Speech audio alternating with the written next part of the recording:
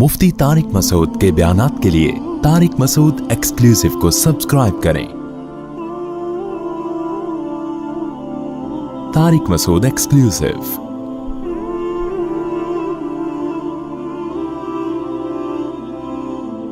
कुरान में जो मुतशाबिहात हैं दो किस्म के हैं।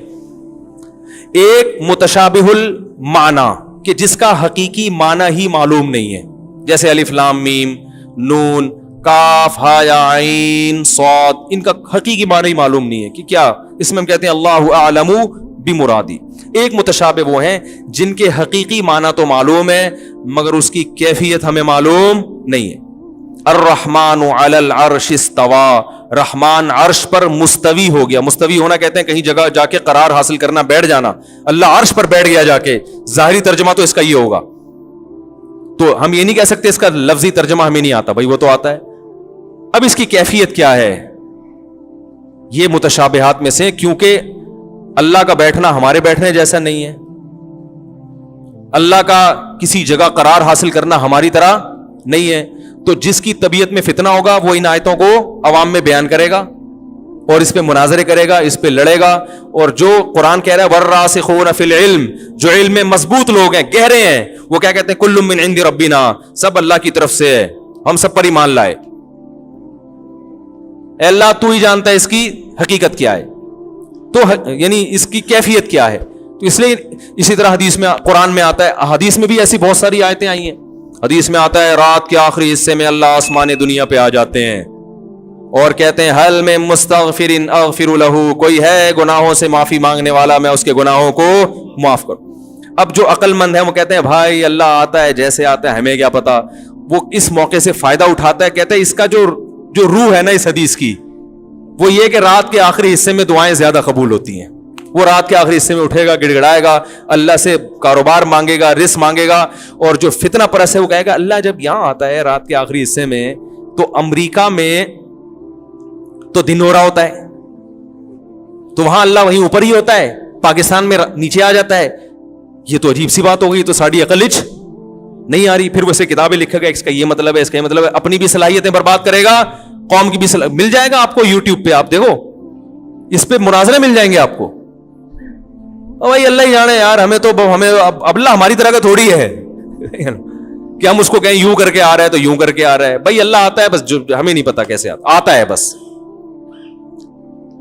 कुरान हदीस में आता है, कुरान में तो अल्लाह के हाथ का भी तस्करा है कि अल्लाह का हाथ, और हदीस में आता है कि अल्लाह के दोनों हाथ दाने हैं। अब ये और अजीब, पहले तो अल्लाह के हाथ का मतलब कि भाई अल्लाह तो हाथ पांव का मोहताज थोड़ी हो, फिर दोनों दाएं कैसे? राइट और लेफ्ट जो है ना, ये तो एक दूसरे की निस्बत कहा जाता है। ये चीज लेफ्ट है इसकी निस्बत, और ये राइट है इसकी निस्बत। अगर मैं यहां ले आऊं ये, तो ये लेफ्ट बन गई इसकी निस्बत। लेफ्ट राइट बजाते खुद तो कुछ नहीं होता ना, लेफ्ट का मतलब होता है इसकी निस्बत लेफ्ट में है। तो दोनों हाथ राइट अकली तौर पर तो पॉसिबल है ही नहीं। जब एक हाथ है तो उसके मुकाबले में दूसरा यकीनन लेफ्ट ही होगा, लेकिन हदीस में आता है दोनों क्या है? राइट। क्योंकि लेफ्ट जो है ना, लेफ्ट का लफ्ज एक नहुसत की अलामत समझा जाता है, तो अल्लाह के हाथ में तो बरकत ही है भाई। तो इसलिए हम कहेंगे भाई जैसे है, एक रिवायत में यह भी आता है कि अल्लाह रोटी पकाएंगे अपने बंदों के लिए क़यामत के दिन, ठीक है ना। अब जो सेंसलेस लोग हैं वो तो पागलों की तरह पागल होते रहेंगे। जिनको अल्लाह ने शऊर दिया वो कहेंगे भाई नबी बयान कर रहे हैं, हम सुन रहे हैं, बस अल्लाह मोहब्बत का इजहार करेंगे जिस तरह से करेंगे, अल्लाह की मर्जी। अल्लाह ने कुरान में कहा कि ए शैतान, तूने उस आदम को फरिश्ता नहीं, उस आदम को सरदा क्यों नहीं किया, लिमा खलक़तु बियदैया, जिसको मैंने अपने दोनों हाथों से बनाया है। अब अल्लाह जानता है भाई ये दोनों हाथ से बनाना मोहब्बत से भी किनाया होता है ना, कि मोहब्बत से, तो बस अल्लाह ने दोनों हाथ से बनाया, पता नहीं कैसे बनाया भाई, हाथ ही समझ में नहीं आ रहे हमें तो दोनों कहां से, और फिर दोनों से बनाना कहां से आएगा। बस हम समझ गए कि कहना क्या चाह रहे हैं, अल्लाह ताला बताना क्या चाह रहे हैं। भाई बड़े प्रोटोकॉल से बनाया हम, और तू इसको सजदा नहीं कर रहा। मैं तुझे कहता गधे को सजदा कर, शेर को सजदा कर, उल्लू को सजदा कर, तू नहीं करता, समझ में आता है। ये तो बड़ी, तुझे पता है, बड़ा एहतमाम किया इसके बनाने से पहले मैंने फरिश्तों को इत्तला दी है कि एक मखलूक ला रहा हूं दुनिया में। तो अक्लमंद लोग इन चीजों में नहीं पढ़ते। अल्लाह अर्श पर है जैसे कि उसकी शान है, हमें नहीं पता। और इलैहि यसअदुल कलिमुत तय्यब, पाकीज़ा कलिमात अल्लाह की तरफ आसमान पे جاتے ہیں. کیسے جاتے ہیں؟ اب لوگ کہتے ہیں اس پہ جہت لازم آ رہی. بھائی تمہارے لیے لازم آ رہی ہے. مجھے بھی لوگ، میں جس کا بیان دیتا ہوں بہت نیگیٹو کمنٹس آتے ہیں. ایک صاحب نے مجھے بہت کہا کہ آپ نے کہا اللہ عرش پر، اس کا مطلب اللہ کا مکان لازم آ رہا ہے. جب مکان لازم آ رہا ہے تو جہت لازم آ رہی ہے. اس کی سمت میں تو اللہ کا کوئی جسم ہے، اس کا مطلب وہ سمت میں تو جسم ہی ہوتا ہے. اور میں نے کہا بھائی باولا ہو جائے گا تھوڑے دنوں میں، باولا ہو جائے گا اور مجھے بھی باولا کر دے گا. میں نے کہا حدیث میں آتا ہے ایک باندی رسول اللہ صلی اللہ علیہ وسلم کے پاس آئی. آپ صلی اللہ علیہ وسلم نے اس سے پوچھا این اللہ، اللہ کہاں ہے؟ اس نے انگلی اٹھا کے آسمان کی طرف اشارہ کیا، فی السماء، آسمان میں. آپ نے فرمایا اعتقھا فانھا مومنہ، اس کو آزاد کر دو، یہ مومن ہے. تو میں نے کہا جو اس حدیث کا مطلب تھا میرا مطلب بھی وہی ہے. اب جا بیٹھ کے آپ کتابیں لکھو، اس پہ کچھ بھی لکھو. نبی نے اس عورت کو نہیں فرمایا کہ تمہارا یہ تو جہت لازم آ رہی، تو مکان لازم آ رہا ہے، تو فلانا لازم آ رہا ہے، ڈمکانا لازم آ رہا ہے. آپ بیٹھ کے اس کی تعویلیں کرتے رہو، مجھے کوئی اعتراض نہیں ہے. میں نے کہا میں اسی کو لے رہا ہوں بھائی، ظاہری الفاظ تو یہی ہیں. اوپر کہنے میں جیسے ان باندی نے کہہ دیا کہ اللہ اوپر ہے، تو ہم بھی کیا کہیں گے بھائی اللہ آسمان پہ. اب کوئی ہم سے پوچھے یہ تو جہت لازم آ رہی ہے، بھائی تم ہمیں نہیں پتا کیا لازم آ رہا ہے، یہ متشابہات میں سے، ٹھیک ہے نا. ہمیں جس طرح اللہ نے بتا دیا ہم اس پر ایمان لائیں گے. کوئی اعتراض کرے گا ہم بولیں گے بھائی یہ اعتراض جب ہوتا کہ جب اللہ کو ہم اپنے اوپر قیاس کریں. کو ستار بھائی اوپر ہیں، پھر آپ کو وہ تو یہ بیٹھے ہوئے ہیں، اوپر کہاں سے ہو گئے؟ میں کہوں بھائی باقی ستار بھائی تو دو جگہ تو ایک ٹائم پہ ہو نہیں سکتے. کیا خیال ہے؟ تو اللہ اللہ ہے بھائی، لیس کمثلہ شیء، اس کی حقیقت ہماری عقل سے بالا تر ہے. تو وہ آسمان دنیا پر بھی آتا ہے، وہ عرش پہ بھی ہوتا ہے اسی وقت پہ، ہمیں نہیں پتا کیسے ہوتا ہے. اور بعض علماء نے کہہ دیا اللہ کی رحمت آتی ہے آسمانوں پہ، تو اس کو اللہ نے آنے سے تعبیر کیا. وہ بھی بہت سے علماء کا مذہب ہے کہ اس میں تعویل کی جائے گی، لیکن ایسی تعویل جو قرآن و حدیث سے میچ کر رہی ہو. ہم اس مذہب کو بھی درست مانتے ہیں، لیکن ہم کہتے ہیں کہ تعویل کی ضرورت نہیں ہے، کہ جب ایک لفظ ظاہر ہے تو اس کو ظاہر پر ہی چھوڑ دیا جائے، ٹھیک ہے نا. تو متشابہ کے دو ہو گئے، ایک متشابہ المعنی کہ جس کے مطلب ہی معلوم نہیں ہے، اور ایک متشابہ الکیف، حقیقی مطلب تو معلوم ہے، کیفیت معلوم نہیں ہے. ہاتھ ہے، حدیث میں آتا ہے اللہ اپنی پنڈلی کو ظاہر کریں گے، لوگ سردے میں گر جائیں گے. اور حدیث میں آتا ہے والسماوات مطویات بیمینی والارض جمیعا قبضۃ، قیامت میں ایک مٹھی میں زمین ہوگی اور سارے آسمان اللہ کے دائیں ہاتھ میں لپٹے ہوئے ہوں گے، ٹھیک ہے نا. تو بس جو اللہ کا مطلب ہے. باقی قرآن کی جو آیتیں الحم سے لے کے والناس تک، اس میں قرآن کہہ رہا ہے لیس کمثلہ شیء، اللہ جیسا کوئی بھی نہیں ہے، تم اس کی ادراک نہیں کر سکتے. اس کو ہم صفات سے پہچانتے ہیں.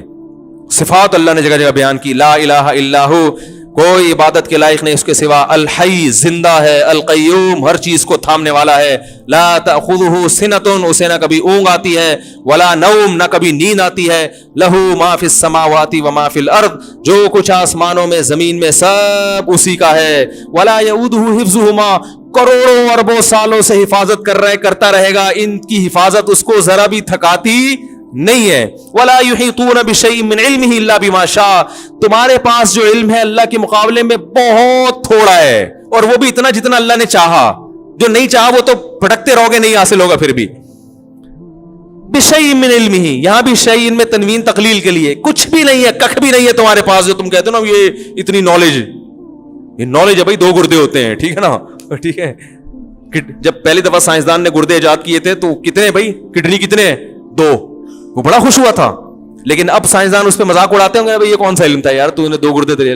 تو آج سے 500 سال کے بعد جو آج کے سائنسدان ہیں، 500 سال بعد والے ان کا مذاق اڑا رہے ہیں، یعنی کہ کیا نالج تھی بیچاروں کی. یہ اس پہ خوش تھے کہ ہم نے پتھری ریز کے ذریعے پتھری نکال دی ہے، اور ہم تو بندہ بھیج کے ٹھیک ہے نا، پتہ نہیں کہاں تک ٹیکنالوجی پہنچنے والی ہے. تو یہ وہ بھی کچھ بھی نہیں ہے اللہ کے علم کے مقابلے میں. فرمایا کچھ بھی نہیں ہے، بما شاء، جتنا چاہوں میں دے دوں، باقی تم سب جاہل ہو.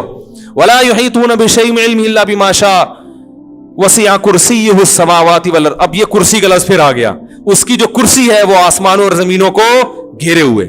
اب کرسی تو بادشاہوں کی ہوتی ہے. اب کوئی پاگل بولے گا یار اللہ کی کرسی کا مطلب اللہ بیٹھتا بھی ہوگا اس پہ، جب بیٹھتا ہوگا تو پھر مکان لازم آ رہا ہے، پھر جسم، پھر اس کے 4 پائے، اللہ کا وزن معاذ اللہ کیسے اٹھا رہے ہیں، پھر وہ کرسی گول کیسے.